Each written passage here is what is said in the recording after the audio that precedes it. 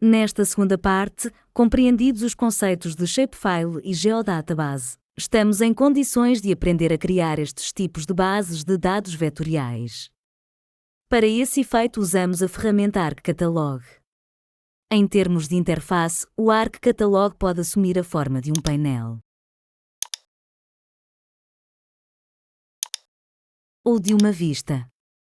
A vista é composta por um painel de conteúdos, à esquerda, e pela vista propriamente dita, ao centro. O painel lista os conteúdos de uma série de grupos: projeto, portal, computador e favoritos. A janela central da vista mostra os conteúdos do grupo selecionado no painel de conteúdos.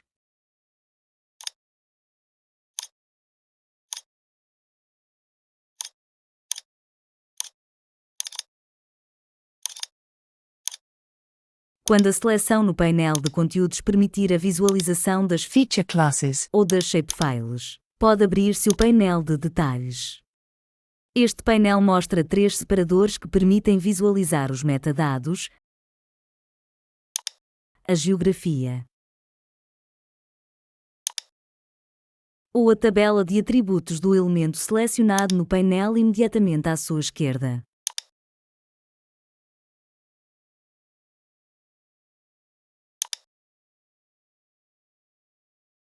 O painel Catalog, à direita, é uma versão condensada da vista com os grupos estruturados sob a forma de separadores. Cada um dos separadores lista os conteúdos respectivos. Para a criação de shapefiles e geodatabases, não há diferença entre usar um ou outro modo de acesso ao catalog. A minha preferência vai para o painel mais concentrado. Vou por isso encerrar a vista e prosseguir. A primeira base de dados que pretendo criar será uma shapefile. Por uma questão de organização, criei na pasta do projeto uma outra pasta, com a designação SHPs, no interior da qual albergarei todas as shapefiles do projeto. No seu interior, ordeno a criação de uma shapefile. No painel da ferramenta devemos agora introduzir o nome da shapefile. Por exemplo, árvores. Selecionar o seu tipo de geometria, seja ponto. Ativar ou não a referenciação linear. Ou a geometria 3D.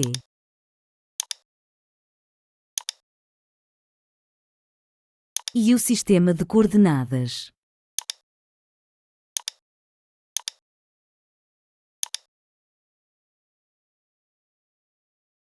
Chamo a vossa atenção para os ícones que representam as shapefiles no ArcCatalog, que permitem identificar instantaneamente o tipo de geometria que albergam.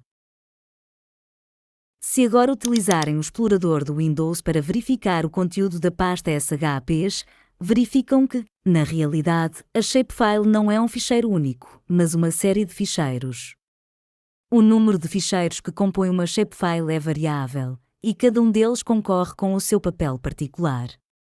Quer isto dizer que eles não devem ser apagados, copiados ou renomeados individualmente, sob pena de se perder o seu conteúdo. Uma shapefile tem que obrigatoriamente conter os ficheiros de extensão SHP, SHX e DBF. O ficheiro de extensão SHP registra a componente geográfica dos objetos armazenados na shapefile.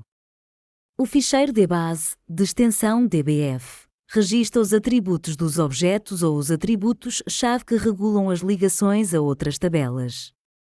O ficheiro de extensão SHX é o responsável pela indexação posicional da geometria dos objetos armazenados no ficheiro SHP.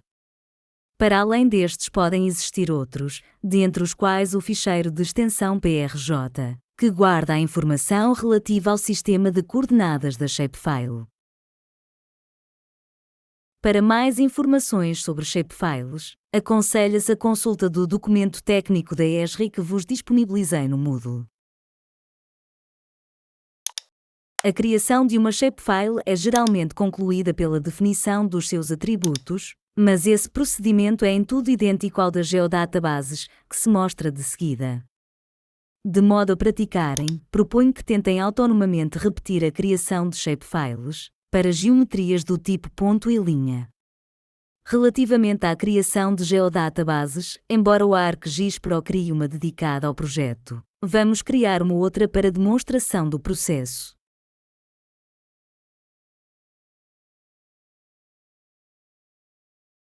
Executamos uma vez mais o comando new e concluímos com File Geodatabase.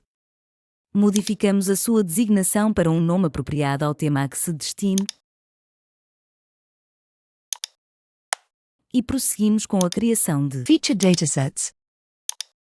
Na janela que assiste à criação do dataset, devemos inscrever a sua designação e o sistema de coordenadas respectivo.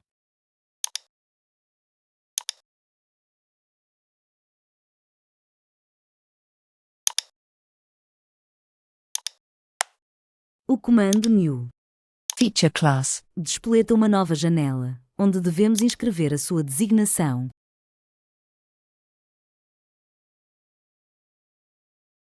Um nome alternativo opcional.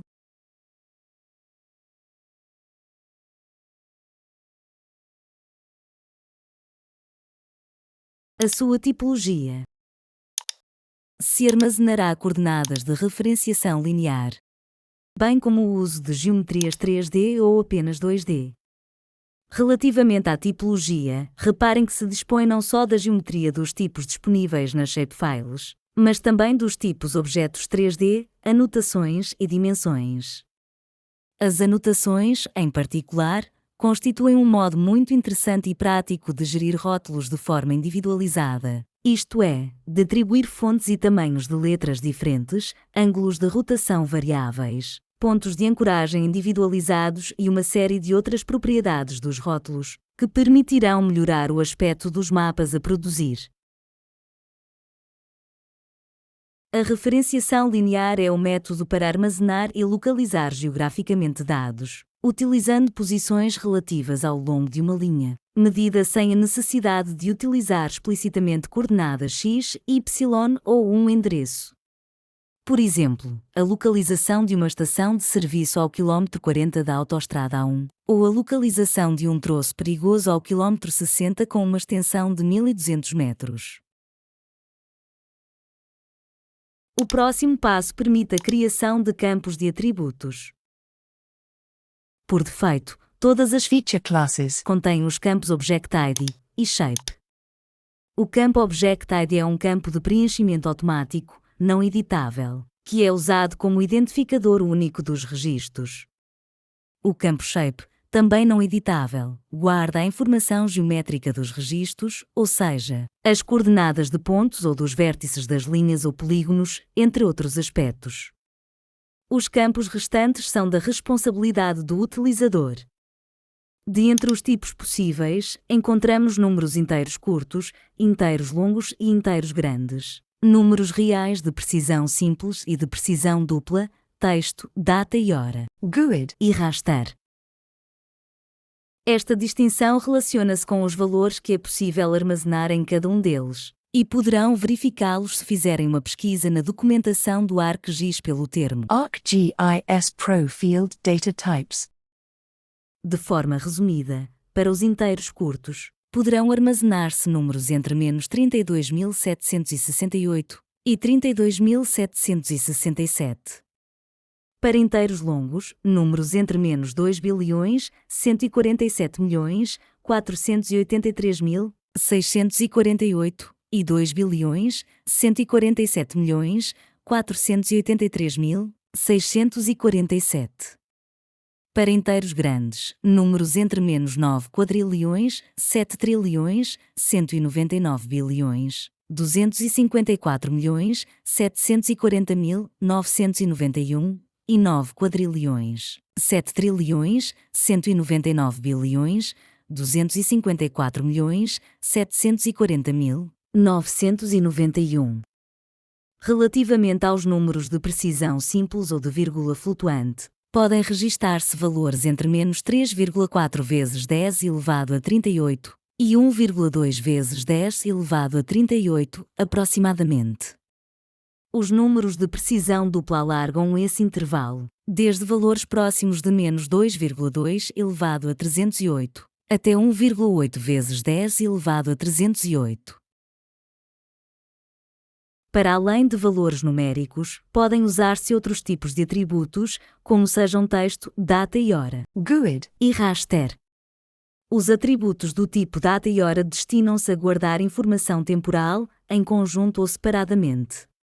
O atributo GUID, o Global Unique Identifier, é um campo destinado ao armazenamento de identificadores únicos dos registros de uma base de dados.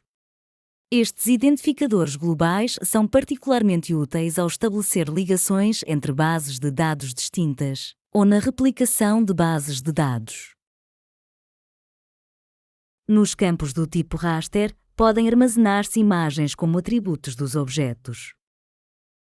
A propósito destes tipos de dados, aconselha-se uma pesquisa na documentação do ArcGIS pelo termo adding raster datasets as attributes in an ArcGIS Pro feature class. Vamos então criar alguns campos. Por exemplo, campo 1, do tipo inteiro longo. Campo 2, do tipo precisão dupla. E campo 3, do tipo texto, com um comprimento de 50 caracteres. Tenham em atenção que não podem duplicar o nome das Feature classes no interior de uma mesma geodatabase, independentemente de estarem localizadas em datasets distintos. Se porventura se enganarem, podem ainda corrigir as características dos campos, uma vez que ainda não se finalizou o seu processo de criação.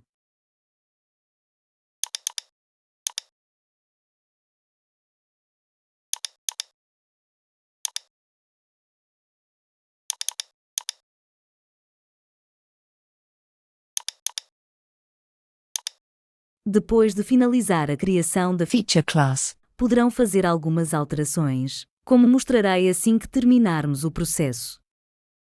A janela seguinte permite verificar ou definir o sistema de coordenadas. Neste caso, como a feature class se localiza no interior de um dataset, o seu sistema de coordenadas será obrigatoriamente o sistema do dataset. Caso a feature class se localizasse fora de um dataset, deveria selecionar-se o sistema de coordenadas respectivo. A relação espacial entre objetos depende dos valores de tolerância. Todas as coordenadas x, y, z e m têm valores de tolerância associados que refletem a precisão dos dados das coordenadas. O valor de tolerância é a distância mínima entre coordenadas. Se uma coordenada estiver dentro do valor de tolerância de outra, elas são interpretadas como estando no mesmo local. Este valor é utilizado em operações relacionais e topológicas, para determinar se dois pontos estão suficientemente próximos para que lhes seja atribuída a mesma coordenada, ou se estão suficientemente afastados para que cada um tenha coordenadas diferentes. Para este parâmetro aconselha-se a adoção dos valores por defeito. 1 milímetro. A resolução representa o pormenor com que uma feature class registra a localização e a forma dos seus objetos. É a distância mínima, em unidades cartográficas, que separa os valores x únicos e os valores y únicos nas coordenadas do elemento geográfico. Por exemplo, se uma referência espacial tiver uma resolução x, y de 0,01, então as coordenadas x igual a 1,22 e x igual a 1,23 podem ser armazenadas como valores de coordenadas distintos, mas as coordenadas x igual a 1,222 e x igual a 1,223 serão ambas armazenadas como 1,22. Uma vez mais, aconselha-se a adoção do valor por defeito. 1/10 de milímetro. Por fim, confirmam-se os valores por defeito para a configuração do armazenamento e conclui-se a criação da feature class. Repetindo o procedimento, Poderiam criar-se outros datasets e outras feature classes, mas penso que essa tarefa possa ser deixada para vocês realizarem mais tarde, em trabalho autônomo. Terminado o processo, se desejarem alterar a estrutura da feature class, deverão usar o comando Data Design Fields.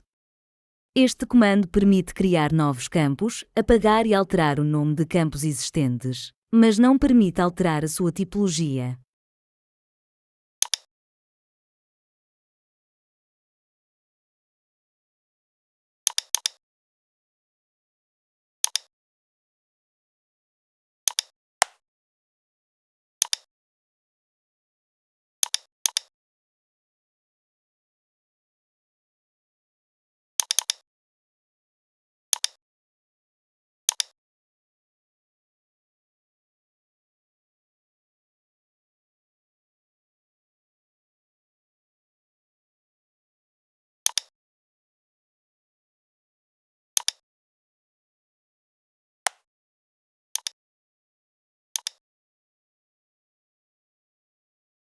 Caso pretendam alterar a tipologia de um campo, devem primeiramente apagar esse campo e criar um novo campo com a tipologia desejada. Reparem ainda que, para além dos campos que definimos inicialmente, existem dois campos extra criados pelo Arc Catalog, designados ShapeLength e ShapeArea. Estes campos são criados automaticamente para feature classes, do tipo polígono e contabilizarão o perímetro e a área dos polígonos de forma automática, expressos nas unidades do projeto, neste caso, metro e metro quadrado respectivamente. No caso de feature classes, do tipo linha, apenas se cria o campo ShapeLength, que registará o comprimento das linhas nas unidades do projeto. Metro. São dois campos muito interessantes, em particular por manterem os seus valores de forma automática, garantindo assim que os valores neles inscritos estão permanentemente atualizados, ao contrário do que se verifica nas shapefiles. Resta-nos agora verificar a que corresponde esta nova file geodatabase a nível do sistema operativo. Como podem constatar, a file geodatabase corresponde a uma pasta de sistema, de extensão GDB, no interior da qual estão armazenados uma série de ficheiros que constituem a base de dados propriamente dita. Por agora é tudo. Até breve.